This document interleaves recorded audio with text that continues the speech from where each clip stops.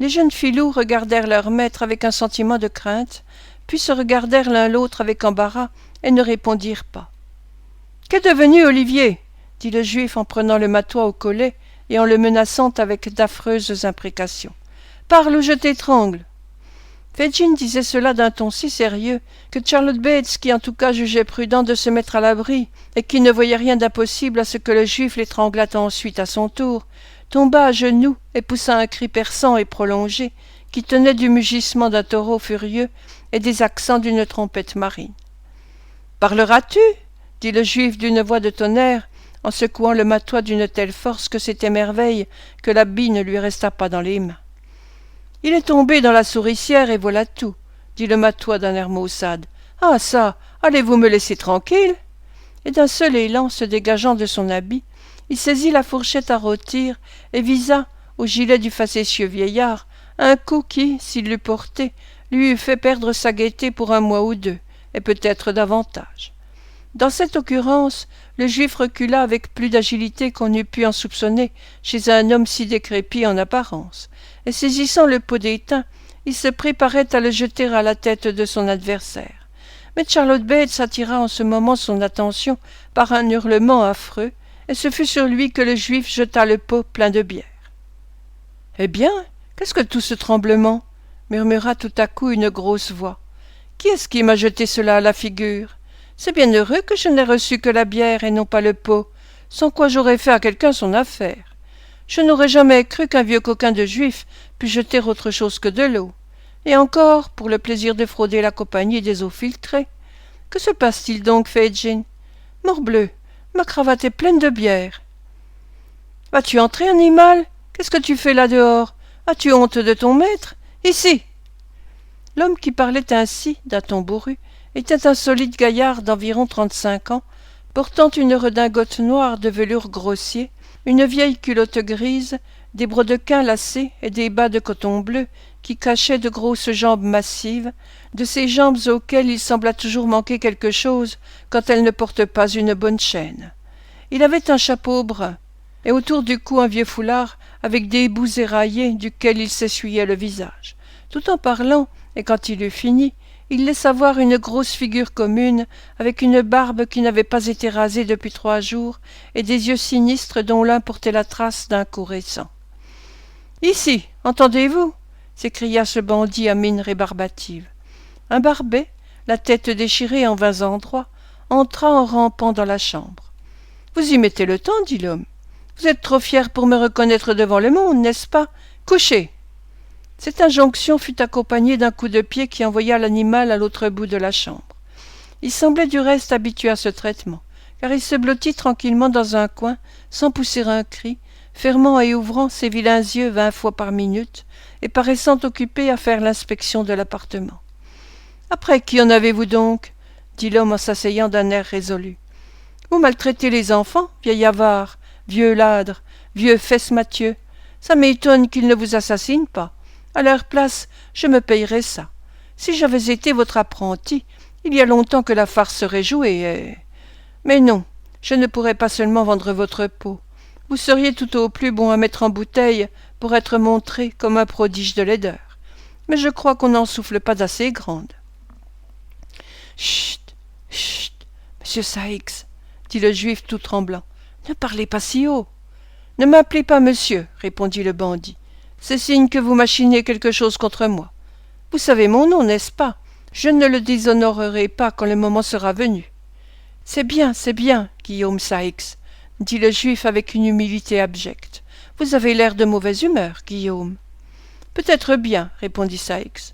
Il me semble que vous êtes aussi, vous, passablement hors des gonds, quand vous jetez des pots de bière à la tête des gens, à moins que vous n'y voyiez pas plus de mal qu'à dénoncer et à... Êtes-vous fou ?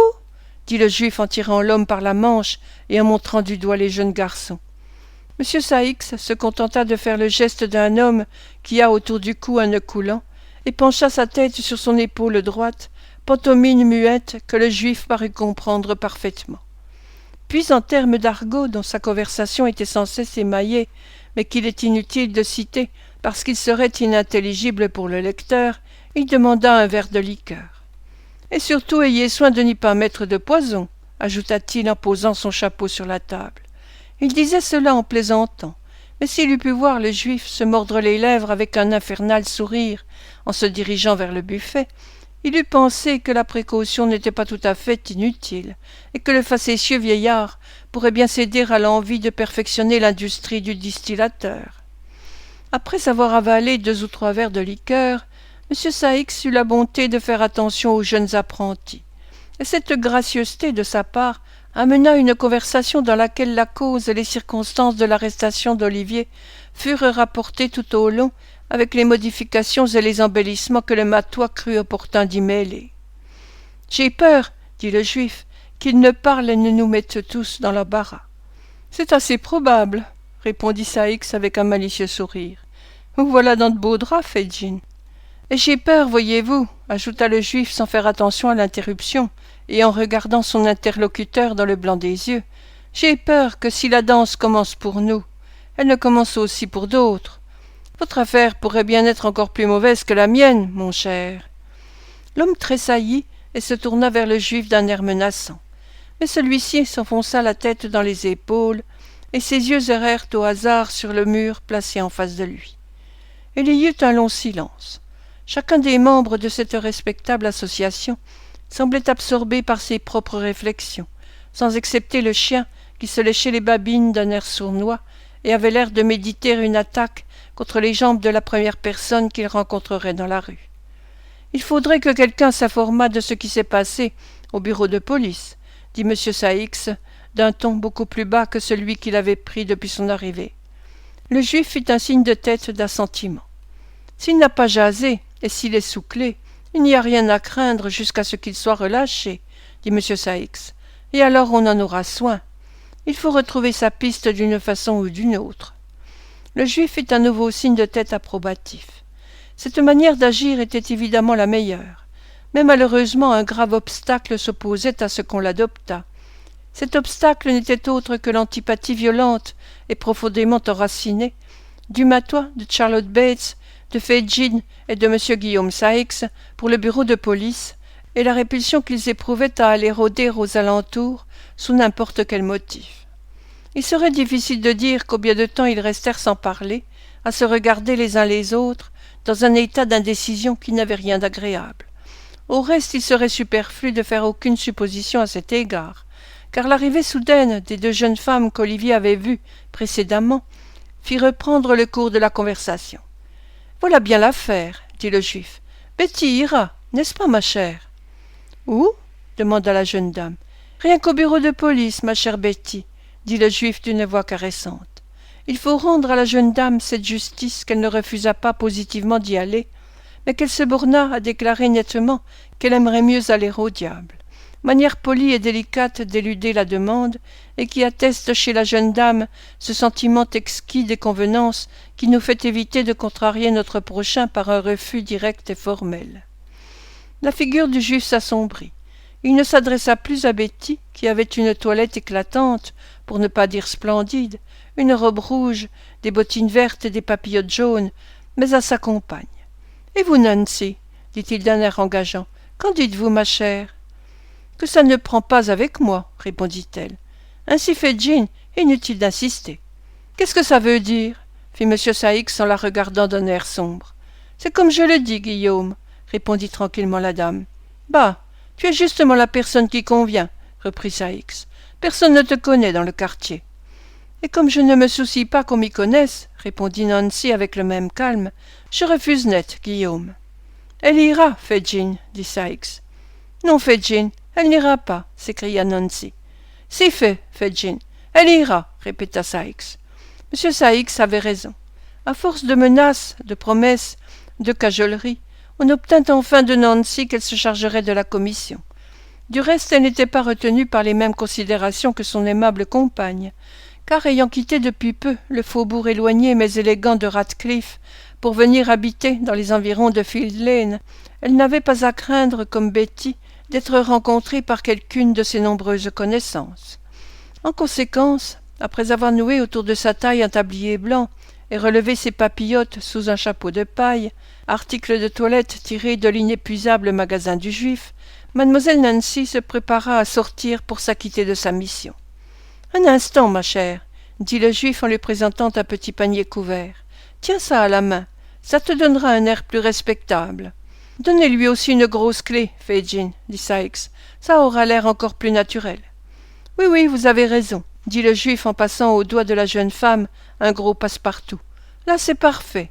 C'est à merveille, ma chère, ajouta-t-il en se frottant les mains. Oh, mon frère, mon pauvre cher petit frère, s'écria Nancy, fondant en larmes et tenant d'une main crispée son panier et sa clé, comme une femme au désespoir. Qu'est-il devenu? Qu'en a-t-on fait? Oh, je vous en supplie, messieurs, ayez pitié de moi. Dites-moi où est ce cher enfant, messieurs. Je vous en supplie, mes bons messieurs. Après avoir prononcé ces mots d'une voix lamentable et déchirante, à la grande réjouissance des assistants, mademoiselle Nancy se tut, cligna des yeux, salua la compagnie en souriant et disparut. Ah, voilà une fameuse fille, mes amis, dit le juif en s'adressant au jeune filou et en secouant gravement la tête, comme pour les inviter, par cette nouvelle admonition, à suivre l'illustre exemple qu'il venait d'avoir sous les yeux. Elle fait honneur à son sexe, dit M. Saïx en remplissant son verre et en frappant la table de son énorme poignet. À sa santé, et puissent les autres lui ressembler.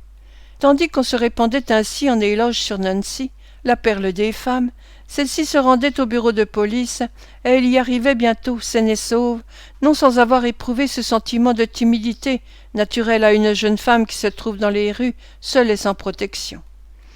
Elle entra par derrière, donna un petit coup de clé à la porte d'une des cellules et prêta l'oreille. Elle n'entendit rien.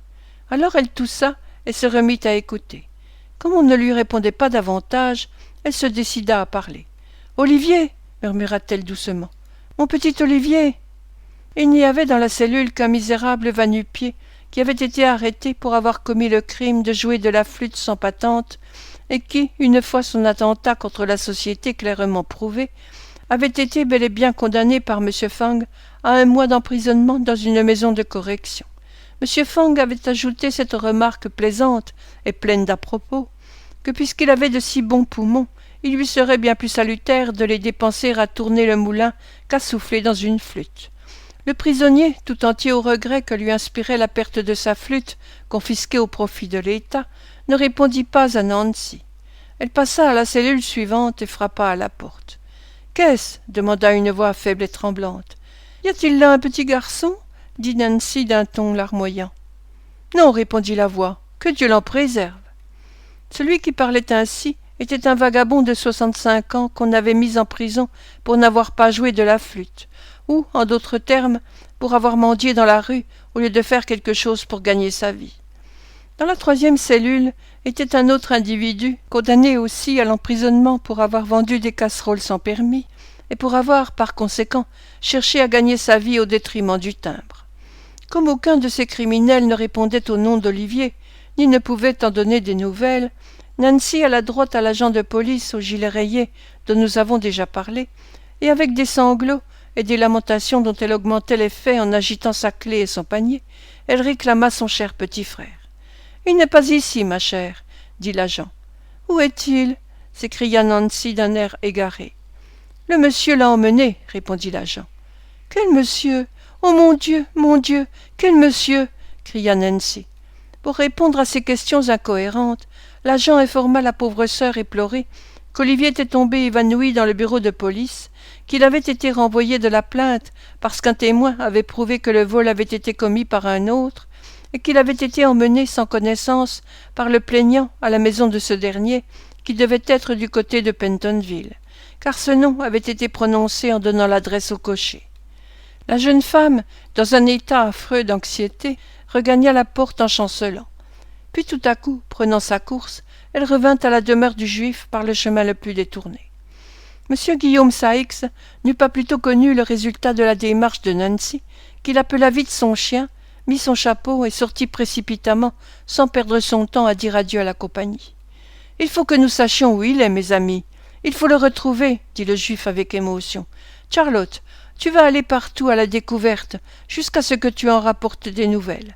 Nancy, ma chère, il faut qu'on me le trouve. Je m'en rapporte à toi et au matois, sur la marche à suivre.